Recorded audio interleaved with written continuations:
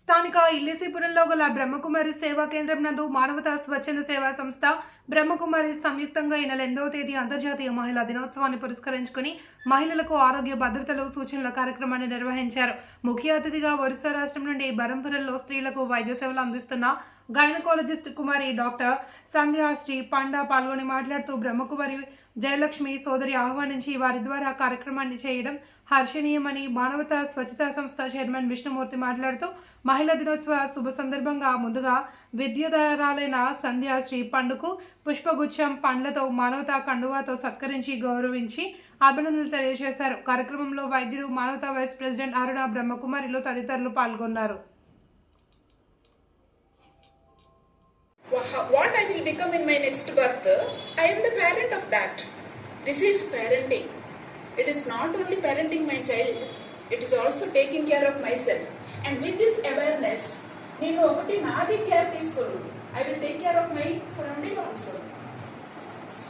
ముందే జాబ్కి వచ్చినప్పుడు స్టడీ చేసినప్పుడు నేను అనుకుంటాను, ఒకదాన్ని జాబ్ చేస్తుంటే ఇది పెద్దది ఇసు కాదు, జాబ్కి వచ్చేస్తే we will overcome poverty. ఒకటి ఇంకా ఒకటికి చెల్లసి పెట్టొద్దు. కానీ అవేర్నెస్ నుంచి పైకి వచ్చేసింది, వేరే అయిపోయింది టోటలీ బాబా ఇంటికి వచ్చిన అసలు. క్యూంకి బాబా అన్లిమిటెడ్ ఇంటలెక్ట్ ఇస్తుంది కదా. ఇప్పుడు అందరూ ఎలాగా ఇల్ హెల్త్ నుంచి బయటికి వచ్చేస్తారు, అది మన ప్రేయర్, అది మన సకాస్, అదే మేము సకాస్ చేస్తున్నాం అందరికి. ఆల్ ఆత్మలు, అందరూ ఆత్మలు should become disease free. So ఈ అవేర్నెస్ లేదు కాబట్టి మెడిసిన్ సైన్స్, మెడికల్ సైన్స్ ఎంత పైకి వచ్చేస్తుంటే కూడా సిక్నెస్ కూడా పెరుగుతుంది. ముందే మా ఫోర్ ఫాదర్స్ కి డయాబెటీస్, హైపర్ టెన్షన్ లేదు. పెద్దలు చెప్పిన మాట చద్ది మోటది, మనం మర్చిపోయాం. ఆరోగ్యమే మహాభాగ్యం, అంతే. మనం ముసలైనంత వరకు, ముసలైన తర్వాత కూడా ఒక్క రోజు కూడా ఇబ్బంది పడకుండా మనం వెళ్ళిపోతే, ఆ ఈశ్వర సన్నిధిలో చేరితే అంతకన్నా మహాపుణ్యం మరి ఈశ్వరుడు అంతకన్నా ఇవ్వలేదు. బాబా మనకి ఆశీర్వాదం ఇవ్వాలని చెప్పి, లేదంటే కోడలు తిట్టుకుంటుంది, కూతురు తిట్టుకుంటుంది, కొడుకు తిట్టుకుంటాడు, ఇబ్బంది పెట్టుకునే పరిస్థితి రాకుండా దయచేసి చూడాలని మనస్ఫూర్తిగా మీ అందరికీ విన్నవించుకుంటున్నాను, ప్రార్థిస్తున్నాను. మా అమ్మగారికి నేను సంవత్సరంన్నర సేవ చేశాను, కానీ దక్కల. ఎటువంటి జబ్బు లేదు అమ్మకి, 85 సంవత్సరాలు. ఇంకా ఉంటే బాగుండేమో, కానీ ఈశ్వరుడు తీసుకెళ్ళిపోయారు.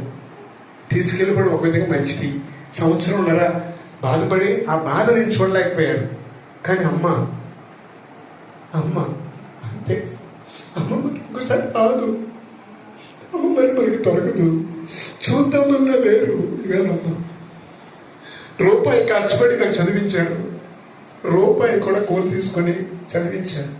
మరి అలాంటి అమ్మకి ఆమె ఆశీర్వాదంతో హాస్పిటల్లో జాయిన్ చేయదని చెప్పాను.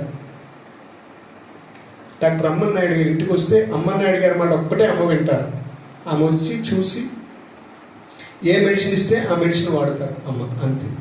టానిక్కే తప్ప ఏమీ లేదు. ఆ ఈశ్వరుడు సన్నిధిలో తీసుకెళ్లారు, సంతోషం.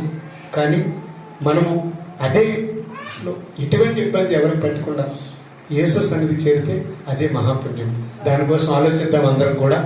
అందుకు ఈవేళ అక్క వచ్చి ఇంత మంచి మెసేజ్ ఇచ్చినందుకు మానవతా స్వచ్ఛంద సంస్థ తరఫున, అక్క అందరి తరఫున హృదయపూర్వక ధన్యవాదాలు తెలియజేస్తున్నాను. క్షమించండి, నాకు వేరే ప్రోగ్రామ్ ఒకటి ఉంది, అందుకోసం అక్కలందరికీ ఒక 10 నిమిషాలు వచ్చి ఉంటానని చెప్పాను. వేరే ప్రోగ్రామ్ కూడా, ఇలాంటి ప్రోగ్రామ్ ఒకటి ఉంది, అది కూడా ఎమర్జెన్సీ. తను హాస్పిటల్లో ఉన్నారు, మరదలు అవుతారు. తను 8 మంది కంప్లీట్ అవ్వలేదు.